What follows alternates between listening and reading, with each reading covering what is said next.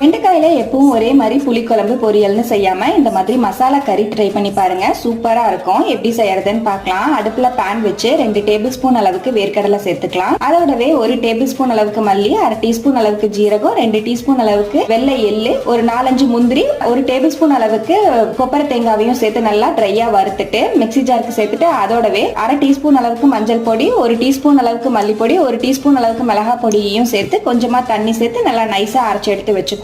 இந்த பக்கம் பேன்ல ஒரு 2 டேபிள் ஸ்பூன் போல ஆயில் சேர்த்துட்டு நம்ம கட் பண்ண வெண்டைக்காயை நல்லா வதக்கி எடுத்துக்குவோம். தனியா எடுத்து வச்சுக்குவோம். அதே பேன்ல 1 டீஸ்பூன் போல ஆயில் சேர்த்துட்டு 1 டீஸ்பூன் அளவுக்கு கடுகு, ஜீரகம், ஒரு வெங்காயம், கொஞ்சமா கருவேப்பிலை சேர்த்து நல்லா வதக்கி விட்டுட்டு நம்ம அரைச்ச பேஸ்டையும் சேர்த்து நல்லா கலந்துட்டு ஒரு நெல்லிக்காய் சைஸ் அளவுக்கு புளியை கரைச்சு சேர்த்துட்டு தேவையான அளவுக்கு உப்பு சேர்த்து நல்லா கலந்து விட்டுட்டு ஒரு 5 நிமிஷம் மூடி போட்டு வச்சிருவோம். நல்லா கொதி வந்ததுக்கு அப்புறமா நம்ம ரெடி பண்ணி வச்சிருக்கிற வெண்டைக்காயையும் சேர்த்துட்டு நல்லா கலந்து விட்டுட்டு 5 நிமிஷம் போல ஸ்லோ ஃபிளேம்ல மூடி போட்டு வச்சு எடுத்தீங்க